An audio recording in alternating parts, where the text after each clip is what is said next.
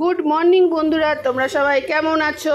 আমি তো খুব ভালো আছি। এখন ঘড়িতে বাজে ঠিক 4:20। আমি উঠে পড়েছি ভোর 4:20। দেখো, আমি এসে নন্দনকাননে জল টল দিলাম গাছে। দেখো কীরকম আলো, এখনও অন্ধকার, সব লাইট জ্বলছে এখনও। তো আমার তো ভোরে ওঠা অভ্যাস, আমি উঠে পড়েছি। তো আজকে যেহেতু সরস্বতী পুজো, তো সেখানে বাগদেবীকে তো একটু সাজুগুজু করাতে হবে। আচ্ছা, এই সরস্বতী মাকে নিয়ে একটা গল্প আছে। আমার মেয়ের যখন 4 বছর বয়স, তখন সিথির মোড় মেলা থেকে এই ছোট্ট সরস্বতী মাকে কিনেছিলাম। তো তারপর থেকে এই সরস্বতী মাকেই পুজো দিই। তিনি তো এখন গ্র্যাজুয়েট হয়ে গেছে, তো তা সত্ত্বেও আমরা এনাকেই পুজো দিই। এই মা আছে আমার সিংহাসনেই নিত্যদিনের মতন সব ঠাকুরের সঙ্গে এই ঠাকুরটিকে পুজো দিই। কারণ আমার মেয়ে তখন ছোট্ট ছোট্ট হাতে এই মা সরস্বতীকে এনেছিল, ওর পছন্দের সরস্বতী। তো এখন অবধি তাকেই পুজো দিচ্ছি। দেখো কিরকম অন্ধকার, দেখেছো? এখনও লাইট জ্বলছে। বাবারে বাবা, দেখো, জানি না আজকে কি হবে।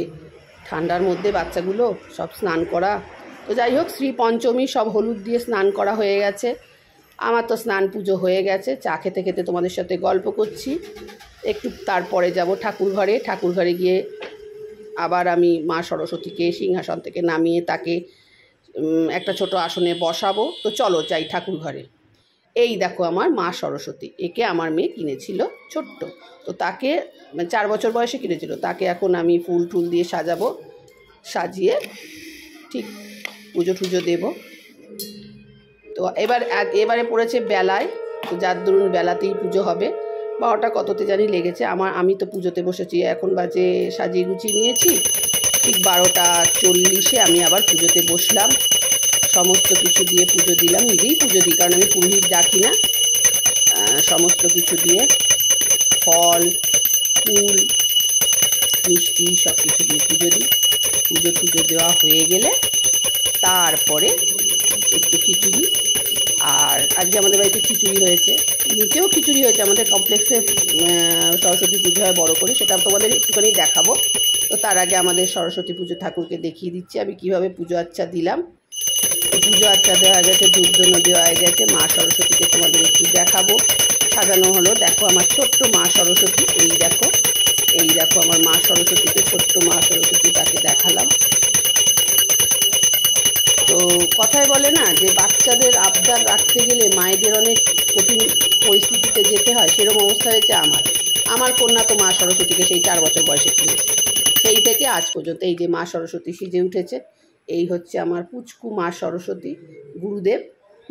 ওই হচ্ছে আসনে মহাপ্রভু জগন্নাথ, রাধা মাধব, গোপাল, গণেশ সব রয়েছে। সবাইকেই ফল ফুল দিয়ে আবার পুজো দিচ্ছি। গোপালকে অবশ্য এই নিয়ে দ্বিতীয়বার দিলাম, কারণ সকালবেলা ভোরবেলা তার সেবা হয়ে যায়। তো এখন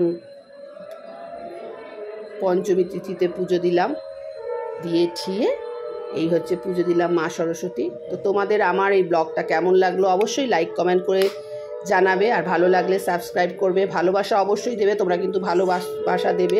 তোমরা পাশে না থাকলে আমি এগোতে পারবো না। আমার অনেক বড় পরিবার চাই। এই দেখো আমার বৃন্দাবন, এই বৃন্দাবনেই মা সরস্বতীকে একটুখানি জায়গায় রেখে দিয়েছি। এই যে মা সরস্বতী। তো চলো নিচে দেখো আমাদের কমপ্লেক্সে পুজো হচ্ছে, একটুখানি তোমাদের সামনে তুলে ধরলাম। তো বন্ধু, এই ব্লগটি এখনও এইটুকুনি অবধি থাকুক। পরের নেক্সট ব্লগে আবার আসবো। আর ভালো লাগলে অবশ্যই লাইক কমেন্ট সাবস্ক্রাইব করতে ভুলবে না। তো চলো, এবারে খিচুড়ি ভোগ খাওয়া হবে। টাটা।